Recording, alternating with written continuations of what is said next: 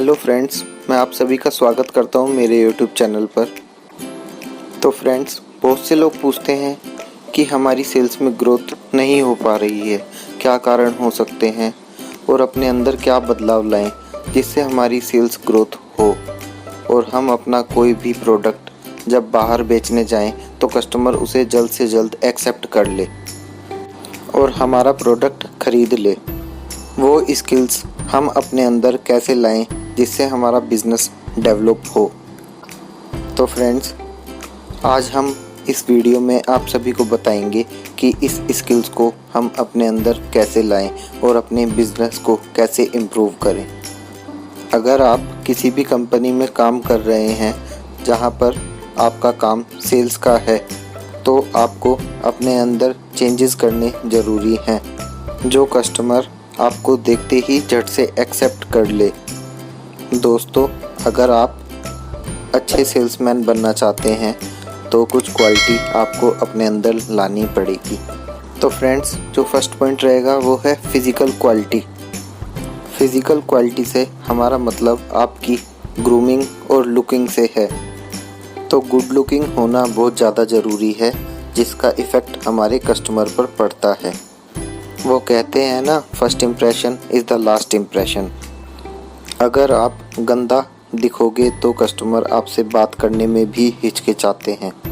तो अपनी पर्सनैलिटी को भी डेवलप करना बहुत ज़्यादा ज़रूरी है। कस्टमर के सामने अपना इम्प्रेशन जमाना पड़ता है।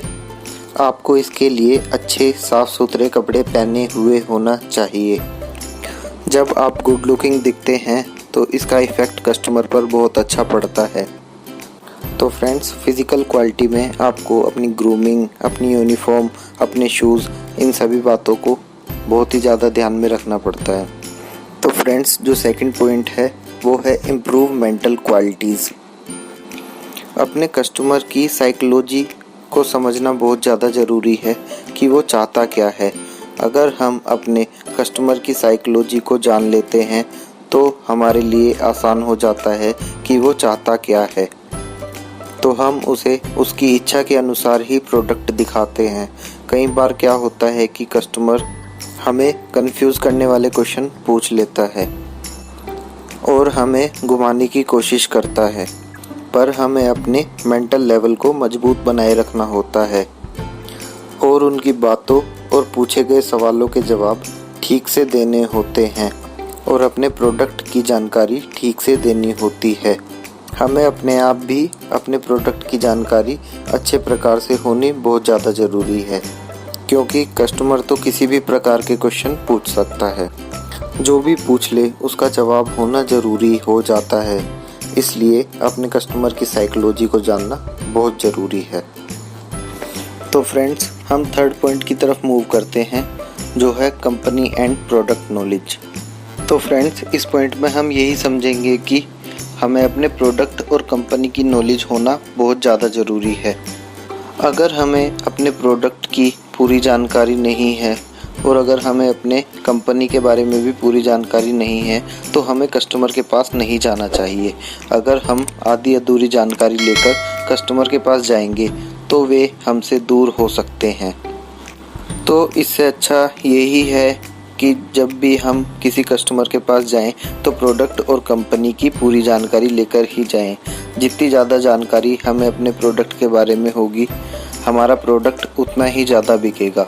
अगर हमें अपने प्रोडक्ट की नॉलेज अच्छे से नहीं होगी तो हमें अपने प्रोडक्ट को सेल करने में बहुत ज़्यादा परेशानियाँ आ सकती है। फ्रेंड्स, इसी के साथ हम अपने फोर्थ पॉइंट की तरफ मूव करते हैं जो है good communication and public relationship skills. अगर हमारी कम्युनिकेशन और पब्लिक रिलेशनशिप स्किल अच्छी होंगी तो ही हम अपने कस्टमर से अच्छे से बात कर सकेंगे, क्योंकि हमें पता होगा जो बात हम दूसरों को समझाना चाहते हैं वो बात हम अच्छे तरीके से बता रहे हैं। अगर हमारा पब्लिक कम्युनिकेशन अच्छा होगा तो हम अपने प्रोडक्ट ज़्यादा सेल कर पाएंगे। अगर हमारी कम्युनिकेशन स्किल्स अच्छी नहीं होगी तो हमारी इन्फॉर्मेशन कस्टमर तक अच्छे से नहीं पहुंच पाएगी, जिसकी वजह से हम अपनी सेल लूज़ कर सकते हैं। तो फ्रेंड्स, फिफ्थ पॉइंट जो कि बहुत ज़्यादा इम्पोर्टेंट पॉइंट भी है हमारे लिए, बी कॉन्फिडेंट। अपने आप में कॉन्फिडेंस का होना बहुत ज़्यादा ज़रूरी होता है। अगर हम कॉन्फिडेंस के साथ किसी कस्टमर से मिलते हैं और कॉन्फिडेंस के साथ ही अपने प्रोडक्ट के बारे में बात करते हैं तो कस्टमर को भी हम पर और हमारे प्रोडक्ट पर विश्वास हो जाता है। और अगर वहीं हमारे अंदर कॉन्फिडेंस की ज़रा भी कमी होगी तो कस्टमर को हम पर ट्रस्ट नहीं होगा और उसका एक नेगेटिव इम्प्रेशन भी पड़ेगा। फ्रेंड्स, हमारा जो 6th पॉइंट है वो है बी ऑप्टिमिस्टिक। तो फ्रेंड्स, ऑप्टिमिस्टिक का मतलब यही है कि हमें आशावादी रहना है, होपफुल रहना है और कॉन्फिडेंट रहना है हमारे फ्यूचर के बारे में। हमें ऑप्टिमिस्टिक बनना इसलिए बहुत ज़्यादा ज़रूरी है क्योंकि कई बार सेल्स में हमें रिजेक्शन भी मिलते हैं, तो उस टाइम पे हमें पॉजिटिव रहना बहुत ज़्यादा ज़रूरी है। एक अच्छा सेल्समैन अपने गोल को पूरा करने से पहले मैदान से हटता नहीं है।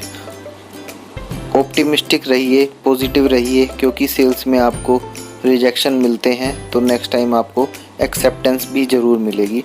आप अपनी सेल्स करने में कामयाब ज़रूर होंगे। फ्रेंड्स, 7th पॉइंट की अगर हम बात करें तो 7th पॉइंट है learning from experiences of others.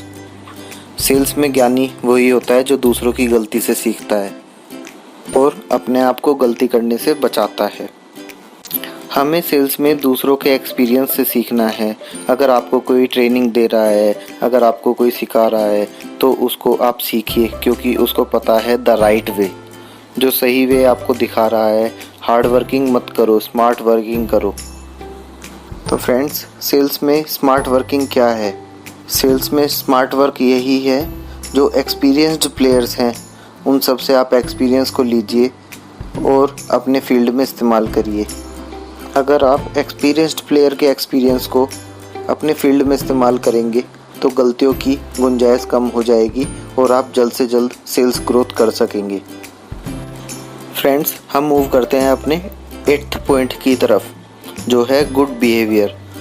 आपको हमेशा अपना व्यवहार अच्छा रखना चाहिए। अगर कोई कस्टमर आपसे उल्टे सीधे क्वेश्चन पूछे या आपसे अच्छा व्यवहार ना करे तो भी आपको रिएक्ट नहीं करना चाहिए। अगर आपको अच्छा सेल्समैन बनना है तो आपको रिएक्ट नहीं करना है। आपको बोलना है कि आपका रिव्यू पाकर बहुत अच्छा लगा और गुस्सा नहीं करना है। और हमेशा याद रखिए कि वो आपका फ्यूचर में कस्टमर बन सकता है। तो फ्रेंड्स, इन सब बातों को ध्यान में रखते हुए हमें अपने बिहेवियर पर पूरा कंट्रोल रखना है। तो फ्रेंड्स, 9th पॉइंट है बी अकाउंटेबल। कई बार ऐसा होता है कि कस्टमर आपको टाइम देते हैं मिलने के लिए, मीटिंग के लिए, तो हमें कस्टमर के घर टाइम से पहुंच जाना चाहिए। इससे ये होता है कि कस्टमर को आप पे ट्रस्ट हो जाता है कि आप उसके साथ बिजनेस करना चाहते हैं। आपकी अकाउंटेबिलिटी का इससे पता चलता है। फ्रेंड्स, हमारा 10th और last point capacity of listening. Capacity of listening का मतलब है सुनने की क्षमता। आपके पास सुनने की क्षमता होनी चाहिए। अगर आप किसी कस्टमर के पास जा रहे हैं तो पहले उसकी बातें सुनो, उसे समझो कस्टमर क्या बोल रहा है और क्या चाह रहा है। अगर आप कस्टमर की बातें सुनेंगे तो उसे आप पर विश्वास होगा, जो कि आपके सेल्स में बहुत ज़्यादा हेल्पफुल रहेगा। और अगर आप कस्टमर की बातों को ध्यान से नहीं सुनेंगे तो कस्टमर आप पे ट्रस्ट नहीं कर पाएगा और वो आपकी सेल लूज़ हो सकती है। तो फ्रेंड्स, इन 10 पॉइंट्स में हमने कोशिश की है आपको बताने की, आपको समझाने की कि क्या मेजर चेंजेस हम अपने अंदर लेकर आएँ जिससे हमारी सेल्स इम्प्रूव हो सके। अगर आप सभी को ये वीडियो पसंद आई हो तो प्लीज़ मेरे चैनल को लाइक, सब्सक्राइब ज़रूर करें।